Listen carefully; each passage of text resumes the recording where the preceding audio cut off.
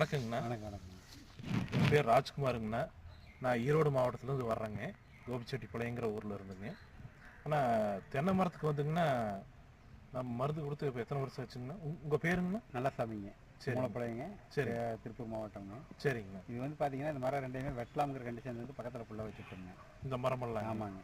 இப்போ அதோட ரிசல்ட் வந்து நல்லா இருக்குது. ரிசல்ட் நம்ம நல்லா இருக்கு. என்ன காரணம் எது கொடுத்தோம்னா ஃபஸ்ட்டு ரேப்பப்புங்க.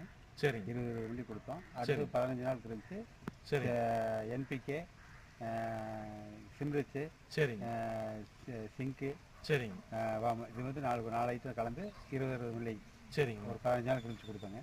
ஃபஸ்ட்டு டைம் ஒரு கொடுத்து ஒரு 4 மாதம் கழிச்சு மறுபடியும் ஒரு தடவை கொடுத்துருக்குறேங்க. சரி, 2வது தடவை வரும்போது இந்த ரிசல்ட் வந்துடுது.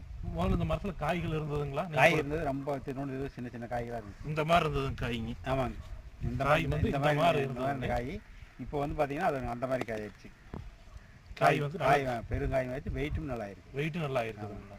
மற்ற மரங்களுக்கெல்லாம் கொடுத்துருக்கீங்களா? மற்ற மரம் எல்லாமே கொடுத்துருக்கோம். காய் எல்லாமே இந்த மாதிரி சின்ன சின்ன காய்கள் இருந்தது எல்லாமே இப்போ பெரிய காய்களாக இருக்குது. பெரிய காய்களாக இருக்குதுங்க. காய் நிறைய காய் பிடிச்சிருக்கு, ஃபுல்லாக பிடிச்சிருக்கு. அதான் பார்த்தீங்கன்னா குலை தாங்க முடியாத கூட குலை உடஞ்சி பார்த்துருக்கீங்களா? கண்டிப்பாங்க. அதான் மெயின் காரணமே அதுதாங்க. சரிங்கண்ணா, தொடர்ந்து நெட்சர் பயன்படுத்துங்கண்ணா. நன்றி.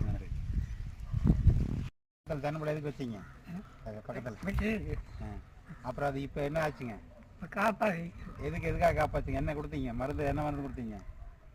சார் கொடுத்த மருந்துன்னு சொல்லுங்க. அவங்க கொடுத்த மருந்து அது காய் கொடுத்த மருந்து தான் நல்லா இருக்குதுங்க. நல்லா காப்பெல்லாம் எல்லா பக்கம் நல்லா இருக்குதுங்க. சரிங்க. இந்த மரம் தானுங்க? ஆமாம். அந்த மரம் 2 மரமே. நன்றி, வணக்கம்.